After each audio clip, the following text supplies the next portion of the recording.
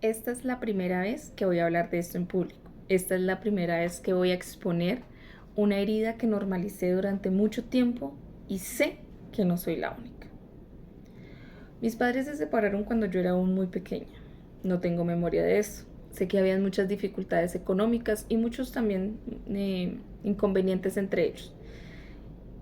Mis hermanas deben ir a vivir con la abuela y yo, por ser la menor, me quedo con mi mamá. El recuerdo más antiguo que tengo es de ver a mi mamá y de verme con mi mamá viviendo en una habitación de inquilinato junto con la persona que era su nueva pareja y un bebé, el bebé de mi mamá. En ese momento recuerdo que yo tendría 5 años y que sería quien empezaría a cuidar de ese bebé mientras mamá trabajaba. Entonces para mí era como mi juguete y era muy feliz de cuidarlo, en, en la ignorancia que se pueden imaginar. Mi mamá nos dejaba todo listo y yo le preparaba y le daba su tetero. Pero desde allí la veía muy triste. Muchas veces la vi golpeada, muchas veces la vi llorando. Y yo no entendía por qué estábamos ahí, por qué teníamos que estar soportando eso, por qué no nos íbamos donde estaba mi papá. No sabía, no entendía, pero tampoco preguntaba. Simplemente yo no lloraba para que mi mamá no se fuera a sentir más triste de lo que ya estaba. Ese fue el rol que fui asumiendo, el rol de la desconfianza, la baja autoestima, todas las carencias. Pero hay un momento impactante que recuerdo en mi vida y fue estar con mi hermanito en la cama y escuchar gritos, discusión, ruidos estruendosos y estar concentrada en el televisor para evitar conectar o estar atenta a eso que estaba pasando allá. Pero luego de eso todo quedó en silencio y no escuché a mi mamá y pasaba el tiempo y mi mamá no entraba a la habitación. Entonces, curiosamente salgo a ver qué fue lo que pasó y creo que es una de las escenas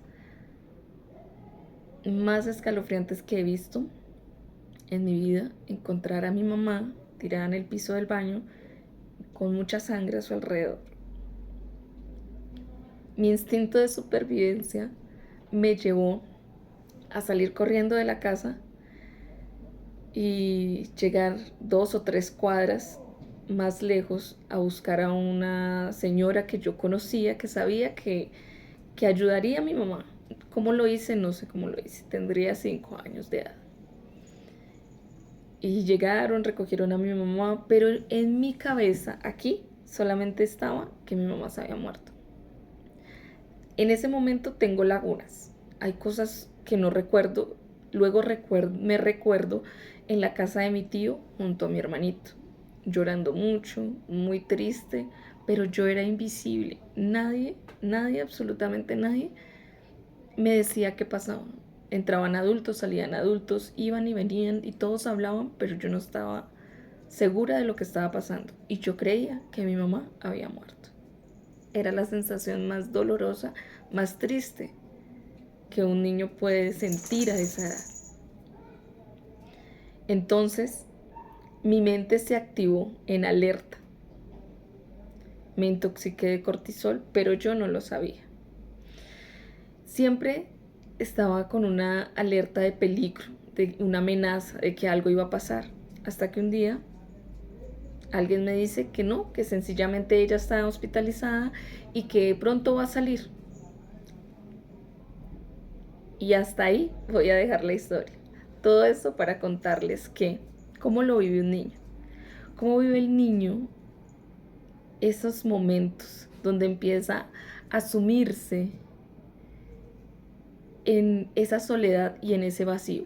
Estaba con ausencia física por parte de mi padre y estaba con ausencia física y emocional por parte de mi madre, porque pues ella tenía todas sus cosas, sus vacíos también y sus problemas de la vida, que era muy difícil que pudiera conectar conmigo. Entonces yo estaba abandonada y empecé a sobrevivir en esta situación. Esto me llevó a una adultez y a una adolescencia y luego a una adultez bastante complicadas, en las cuales Ya mi cerebro habiendo hecho todo esto de peligro, alerta, de generar estos impactos y estas sobrecargas de cortisol, entonces ya me convertí en una persona desconfiada, amargada. Yo era tan exigente conmigo misma y con los demás que no permitía demostraciones de afecto para conmigo y creía que todo el mundo tenía que ser fuerte y que nadie podía ser débil. Así me fui formando y me fui forjando con un dolor y con una niña interior que gritaba porque alguien la abrazara y la acompañara. Ya al ser adulta, pues evidentemente con unos vacíos y unas pautas de crianza bien difíciles, lo que hice fue convertirme en una persona indiferente, en una persona poco empática, en una persona que lo único que hacía era señalar y traer juicios. Fui muy dura conmigo misma y fui muy dura con los demás. Esto no me enorgullece, pero me he dado cuenta que no fue que yo lo quise así, sino que hubo cosas que fueron la causa y la raíz para que esto se diera de esta forma. Ya en la adultez definitivamente tomé malas decisiones, idealicé a una persona, ya siendo adulta, no adolescente, idealicé a una persona y quise ser la salvadora, como lo había sido en toda mi infancia y en mi adolescencia, de otras personas. Entonces tomé la vida de una persona y le dije, yo la voy a salvar y yo te salvo y yo te acompaño, y me lo tomé tan en serio que se me convirtió en un reto.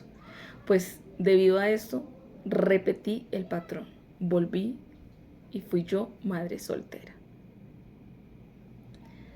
Y ya siendo madre soltera empecé a replicar con mi hijo cosas que yo había vivido, pero no lo hacía con intención en ningún momento. Fue hasta empezar a conocer y a estudiar psicología que me di cuenta que se me abrió el mundo a mis ojos y me di cuenta que había cometido muchos errores porque habían heridas internas que no había sanado y que ya era adulta y que nadie se iba a hacer responsable de ellas, que me correspondía a mí. Empecé a aprender cómo se desarrolla el cerebro de un niño, cómo funciona el tema de los apegos, qué necesita un niño para crecer de forma saludable, tanto emocional como mental como físicamente, y entendí todas las carencias las cuales yo había tenido. No juzgo a mi madre, ella siempre hizo lo mejor que pudo y este espacio es también dedicado a ella, porque sé que ella también cayó muchas cosas y ha callado muchas cosas. Y permítanme emocionarme un poco. Y entendí todo eso y empecé a trabajar en mí, empecé a ver mis heridas, empecé a reconocerlas, a nombrarlas, a decirlas. Yo tengo esta herida, a mí me pasó esto, yo sufrí esto. Empecé a darle un nombre, empecé a acompañarme, empecé a hacerme cargo porque sé que nadie lo iba a hacer. Entendí que nadie lo iba a hacer por mí. No quería seguir replicando y multiplicando el dolor que yo había vivido. Conocí también, me apasioné por este tema y conocí que el cerebro tiene la grandiosa capacidad de reconstruirse, que tenemos algo que se llama neuroplasticidad y que efectivamente si yo le empiezo a dar información diferente, él va a cambiar. Entonces me apasioné por esto y empecé a hacerlo. Me hice una formación de mindfulness, de autocompasión, compasión y comunicación no violenta, donde aprendí cosas maravillosas que me han servido para mí y para mi hogar, para mi familia. Allí aprendí a verme, a ver a mis pensamientos, a ver a mis lugares oscuros, esos lugares de la casa, allí esos cuartos oscuros que tú no quieres que nadie vea. Aprendí a verlos, a mirarlos. Y sé que hay muchas personas que no tienen todavía la valentía de mirarlos, que han vivido guardando y normalizando estas heridas durante muchísimo tiempo. Pero hoy levanto mi voz por mí, por todos los que tuvimos una infancia en la cual hubo ausencia parental y hubo maltrato, por todos nuestros hijos y por las generaciones que vienen, porque podemos hacer la diferencia. una sola persona que empiece a tomar conciencia, que empiece a conocerse, a reconocerse, a buscar dentro de sí, a hacer las paces con su pasado, a entender y a perdonarse que no fue su culpa, que hizo lo que pudo, que era tan solo un niño, y a perdonar a esos adultos que también estuvieron a nuestro alrededor sin justificarlos, pero entendiendo que ya no podemos cambiar lo que pasó, sino que lo que podemos hacer es transformarnos a nosotros desde allí. Entonces levanto mi voz por mí, por ti, seas hombre, seas mujer, que conectes con esto. Y este canal es justamente creado con esta intención de crear una comunidad en la que vamos a ir cultivando bienestar, sanándonos unos a otros, pequeños pasos hacia adelante. Esta es la forma que encontré para describir cómo vive un niño la ausencia física, la ausencia parental física y emocional. Sé que existen muchos más ejemplos, muchas más historias, y si tú conectas con esto y quieres contar tu historia o te identificas, déjame un comentario, comparte y suscríbete a este canal para que podamos empezar a crecer.